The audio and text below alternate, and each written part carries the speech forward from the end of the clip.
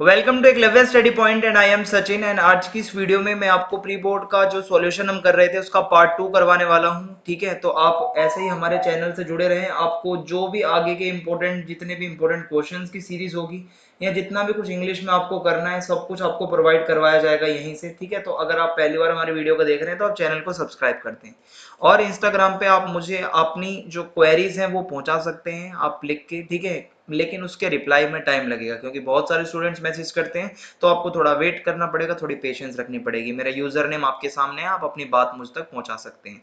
Telegram group अगर आप join करना चाहते हैं तो आपको class 12 ESP new group search मारना है, आपको टेलीग्राम ओपन करना है और आप हमारे ग्रुप को ज्वाइन कर पाएंगे। वेबसाइट पे आपको नोट्स प्रोवाइड करवा दिए गए हैं www.eklavyastudypoint.com, ये हमारी वेबसाइट है। आपको सारे नोट्स मिल जाएंगे यहाँ पे, सिर्फ इंग्लिश ही नहीं, हिंदी भी, political science, history, physical education, home science, sociology, सभी के नोट्स मिल जाएंगे आपको। ठीक है, और मैं आपको बताना चाहूंगा कि भविष्य में बहुत कुछ हम इंग्लिश में लाने वाले हैं, तो आप हमारे चैनल से जुड़े रहें। तो अब हम कंटिन्यू करते हैं अपने आगे के पार्ट को। तो पार्ट 1 में हमने 40 क्वेश्चन कर लिए थे, तो आज हमारा पार्ट 2 स्टार्ट होता है।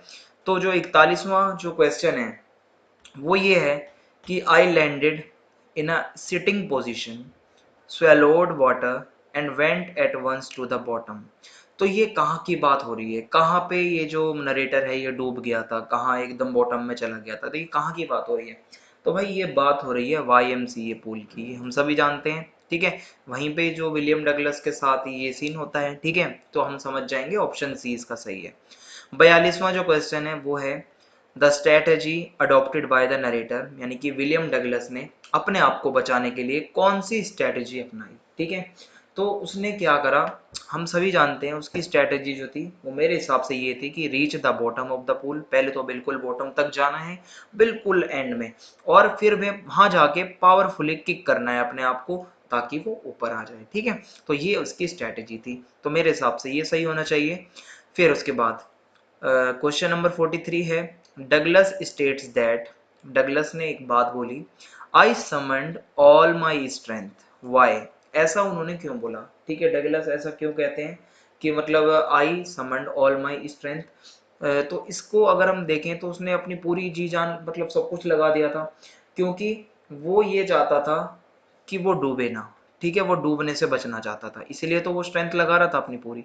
तो इसलिए ऑप्शन डी सही हो जाएगा कि वो ड्रॉनिंग यानी कि डूबना नहीं चाहता था, वो डूबने से बचना चाहता था, गोते ना आ जाते उसको। ठीक है, इसलिए।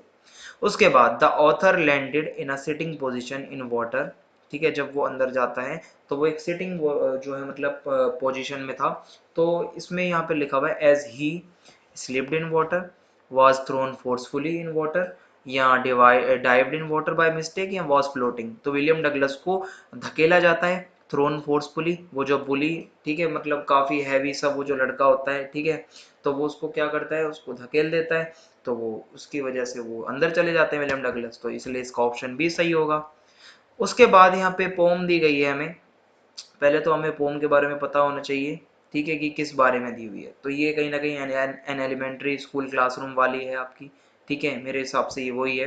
तो इसमें जब आप देखोगे तो आपको पूरा एक तो ये रीड करना है, जब आप इसको पूरा पढ़ लेते हो तो फिर यहाँ पे हमसे 45 नंबर क्वेश्चन में पूछा गया है pick the option that is not true according to this extract. तो ये एक्सट्रैक्ट आपको पूरा पढ़ना है एक तो पोएम का, फिर आपको बताना है कि इसमें से कौन सा ऐसा ऑप्शन है जो गलत लिखा हुआ है इसके बारे में। ठीक है, तो जब मैंने इसको पढ़ा, ठीक है, तो जब मैंने इसको पढ़ा तो इसमें मैंने ये चीज़ देखी कि 45वें के अंदर एक तो ये लिखा हुआ है कि the children should be allowed to read books and form their opinions, और education without breaking the shackles of poverty is meaningless, the policy maker show the reality of the real world to the children, या the children see the world of poverty and misery through the windows. ठीक है, तो ये जब आप यहाँ से देखोगे कि वो विंडोज से जब देखते हैं तो उनको क्या दिखता है कि कुछ और दिखता है, लेकिन यहाँ पे जो लिखा हुआ है वो ये है कि ऑप्शन डी मेरे हिसाब से यहाँ पे सही होगा, the children see the world of poverty. ठीक है, यानी कि गरीबी की दुनिया and misery through the Windows, तो ये इसका ऑप्शन डी सही होना चाहिए, जो कि ट्रू नहीं है अगर आप इस एक्सट्रैक्ट को पढ़ोगे। ठीक है, तो इसलिए आपको नहीं वो आएगा समझ में। आगे बढ़ते हैं, run azure on gold sand. ठीक है, run azure on gold sand, यहाँ लिखा हुआ है run azure on gold sand and let their tongues, ठीक है, run naked into books the white and green leaves open. तो ये run azure on gold sand, ऐसा ये जो लिखा हुआ है, तो इसमें ये जो पैराग्राफ है ये किसको रेफर करता है, ठीक है, यानी कि ये क्या है इसका मतलब यहाँ पे। तो जब आप इसको पढ़ोगे तो आपको समझ में आएगा कि इसमें ऑप्शन डी सही है कहीं ना कहीं, ठीक है, changing their world of misery into a pleasurable world, ठीक है, किस तरीके से उनका जो एक दुख से भरा हुआ जो वर्ल्ड है उसको किस तरीके से खुशी वाले वर्ल्ड में, ठीक है, इस तरीके से कुछ यहाँ पे बताना चाहा है। उसके बाद नेक्स्ट क्वेश्चन है, run naked into books the white and green leaves open, what do white and green leaves suggest here. यहाँ पे सफेद और हरे पत्तियों का क्या मतलब है, ठीक है, यहाँ पे सफेद और हरे पत्तियों का क्या मतलब है भाई, यहाँ पे लिखा हुआ है, तो इसमें लिखा हुआ है, इसमें ऑप्शन सी जो है आपका सही होना चाहिए इसके हिसाब से। इसमें लिखा है कि knowledge of books as well as natural beauty, ठीक है, ये इसका सही आंसर हो सकता है। उसके बाद on the basis of the extract, ठीक है, एक्सट्रैक्ट को पढ़ने के बाद pick the opinion that is closest to that of poet, ठीक है, जब आपने पूरा इसको पढ़ा तो आपको इन चार ऑप्शंस में से कोई एक ऐसा ऑप्शंस आपको जो है सेलेक्ट करना है जो कि पोएट ने जो अपने बारे में यहाँ पे बताया है या पोम में जो बताया है वो कहीं ना कहीं उससे क्लोजेस्ट हो, उससे मिलता जुलता हो कहीं ना कहीं, ठीक है। तो जब मैंने इसको देखा तो कहीं ना कहीं इसमें ये लगता है कि ऑप्शन बी, जहाँ पे बताया गया है the children must be given freedom to experience the wholesome bounties of nature, क्योंकि उनको भी फ्रीडम मिलनी चाहिए, वो भी कहीं ना कहीं बाहर जाके नेचर को देखें, उनकी वही अंधेरी गलियां, वही बदबूदार गलियां, ठीक है। तो ऐसा कहीं ना कहीं बताया गया कि चिल्ड्रन जो हैं वो भी कभी ना कभी उनको फ्रीडम दी जाए कि वो भी एक्सपीरियंस करें बाहर की दुनिया को, ठीक है। उसके बाद question number 49, look at the word catacombs, ठीक है, कैटाकॉम्स वर्ड आपको पता है आता है इसमें, pick the option that reflects the meaning of catacomb. तो कैटाकॉम जो है कहीं ना कहीं आपको बताना है कि वो कौन से ऑप्शंस हैं जो इसकी मीनिंग को बताते हैं। तो अगर आप इसको पढ़ोगे तो आपको नजर आएगा जो 1, 2 और 5 है, ठीक है, 1, 2 और 5, 1, 2 और 5। तो 1 में आपको लिखा है as a symbol to connect with the lives of slum children और a world of rich and shutting the doors for these poor children, ठीक है, लाइक सिमेट्री, और slum children trapped in miseries despair and utter poverty. तो ये कहीं ना कहीं 1, 2, 5 इसका सही आंसर होगा, तो इसलिए इस हिसाब से ऑप्शन सी यहाँ पे सही है। उसके बाद आगे आपको एक एक्सट्रैक्ट दिया हुआ है थर्ड लेवल से, ग्रांड सेंट्रल वगैरह आपको पता चल जाएगा यहाँ पे दिया है। तो जब आप इसको पढ़ोगे, ठीक है, इसको पढ़ने के बाद आपके सामने पहले तो ये आया हुआ है एमसीक्यू ही है ये भी।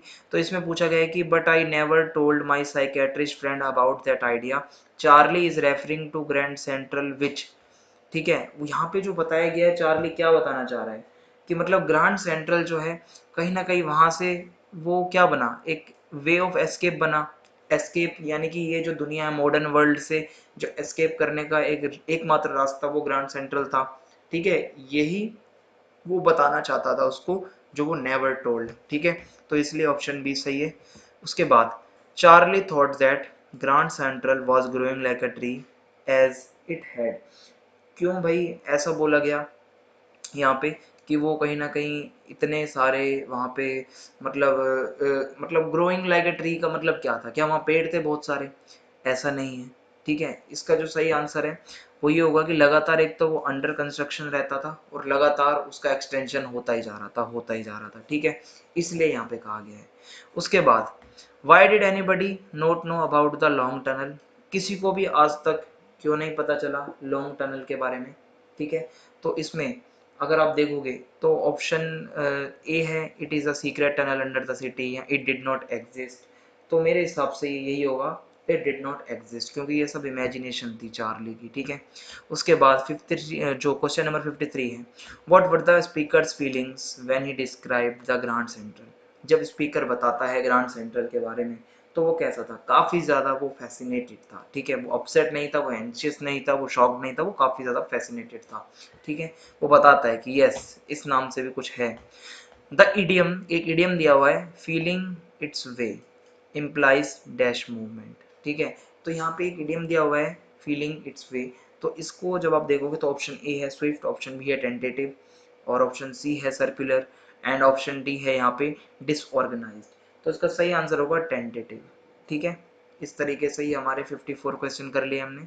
उसके बाद question number 55, Select the option that illustrates the poet's emotion and feelings when she looks at her mother in the poem. जब वो जा रहे होते हैं तो जब वो पोएटेस जो होती हैं कैसी फीलिंग कैसी इमोशन में होती हैं ये आपको बताना है। तो इसमें जब आप देखोगे तो ऑप्शन जब आप पहला पढ़ते हो पहला सैड, ठीक है सैड थी वो और काफ़ी ज़्यादा डिस्ट्रेस में थी। तो इस तरीके से हम क्या कह सकते हैं, ए सही होगा इसका, ठीक है 1 और 4 इसके बारे में सही लिखा हुआ है। सैड भी थी, दुखी भी होती है भाई देख के, डिस्ट्रेस परेशानी में भी थी बहुत ज़्यादा, ठीक है तो इस तरीके से 1 4 सही होगा।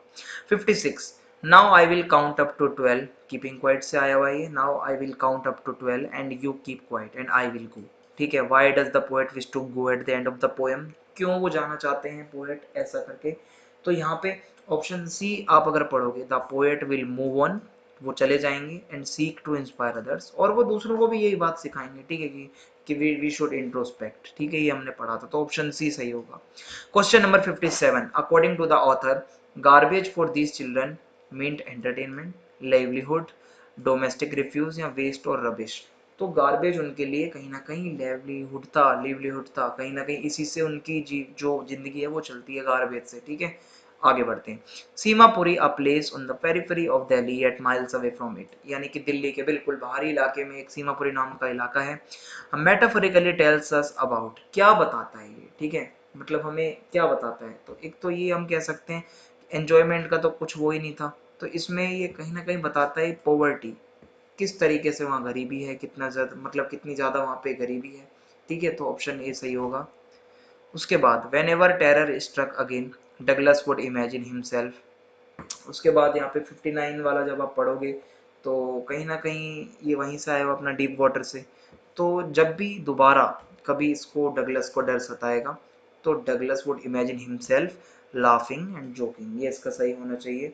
या मेरे हिसाब से आप इसको ना भी सही मानो तो एक ये भी हो सकता है कि जोकिंग से ये भी आ सकता है कि भाई talking to terror, option D इसका सही हो सकता है, ठीक है ऑप्शन ए को आप मत सही मानना, ऑप्शन डी हो सकता है जोकिंगली टॉकिंग टू टेरर, ठीक है कहीं ना कहीं वो अब वो डरेगा नहीं और डर से बात करेगा हंसते हुए। The last lesson taught by Mister M Hamel, जब एम हेमेल ने अपना लास्ट लेसन दिया तो उन्होंने क्या बताया, ठीक है क्या मतलब सिंबलाइज करता है। तो उन्होंने ये बताया कहीं ना कहीं a loss of a language is loss of freedom, अगर हमारी लैंग्वेज हम नहीं जानते, हमारी लैंग्वेज हम खो देते हैं तो कहीं ना कहीं हम हमारी फ्रीडम भी खो देते हैं, ठीक है ये इन्होंने इंपॉर्टेंस भी बताई थी। Which option does not support the aspects around which the story the third level revolves, ठीक है fantasy and reality and psychoanalytical, escapism and harsh reality और imagination and authenticity। तो इसके अंदर जो सही आंसर है आप कह सकते हो कि भाई साइको एनालिटिकल, ये नहीं है। बाकी फैंटेसी एंड रियलिटी, एस्केपिज्म यानी कि कैसे वो मॉडर्न वर्ल्ड को छोड़ के कहीं ना कहीं जाना चाहता था, कहीं हार्श रियलिटी और इमेजिनेशन एंड ऑथेंटिसिटी ये सब है इसमें, ठीक है कहीं ना कहीं है ये एस्पेक्ट्स, बट ये वाला ऑप्शन भी नहीं है, ठीक है। 62 number question, choose the correct option as what did Charlie see at the third level. भाई थर्ड लेवल पे जब चार्ली जाता है तो उसको क्या क्या नजर आता है। एक तो आप सबसे पहले देखोगे पहला flickering gas lights and people with funny moustaches, ठीक है ये तो उसको आता है नज़र में। उसके बाद ब्रास स्पिटन्स, ये भी सही है। और उसके बाद अगर आप देखोगे कि ऑफिस बिल्डिंग ऑन 46 स्ट्रीट, ये नहीं होगा। और उसके बाद man wearing 10 gabardine suits and straw hats, ये भी सही होगा। तो ये इसमें अगर हम देखें तो जो 1 2 और 4 ये सही है, तो इस हिसाब से ऑप्शन डी सही होगा, ठीक है 1 2 और 4। Doctor Sadau's helping the white soldier shows that, doctor Sadau ने जब वाइट सोल्जर जो कि उनका एक एनिमी था जब उनकी मदद करी तो ये क्या दिखाता है, कहीं ना कहीं वाज अबव द नैरो प्रीडिस्पोजिशंस, ठीक है कहीं ना कहीं एक जो ऐसी मानसिकता होती है जो हमारी, जो एक तरीके से हम नैरो माइंडेड भी कहते हैं जिसको, ठीक है तो वो ऐसे नहीं थे, एक तो ये दिखाता है हमें। और क्या था, considered his duty above all other things, अपनी ड्यूटी को अपने कर्म को उन्होंने सबसे ऊपर रखा, ठीक है तो यही हमें इससे पता चलता है, तो इसलिए ऑप्शन सी सही हो जाएगा इसका 1 और 3। उसके बाद Sadau's efforts were paid off when the dash, यानी कि general did not send him with the army, या servants came back to work in his house, या prisoner was able to escape या general did not punish him. तो इसका सही answer होगा prisoner was able to escape. इतने effort जो Sadau ने करे वो एट द एंड उसको कैसे मतलब वो सफल हुआ, जब वो प्रिजनर जो था वो एस्केप होने में कामयाब हो गया। ठीक है, इसी के साथ हमारा पूरा क्वेश्चन पेपर डिस्कशन यहाँ पे फिनिश होता है। कुछ ना समझ आया हो तो आप कमेंट करके पूछ सकते हैं। चैनल को सब्सक्राइब करना ना भूलें और आप वेट करते रहें, आपके लिए बहुत कुछ हम इंग्लिश में लाने वाले हैं। Thanks for watching. जय हिंद, जय भारत, धन्यवाद। मिलते हैं नेक्स्ट वीडियो में।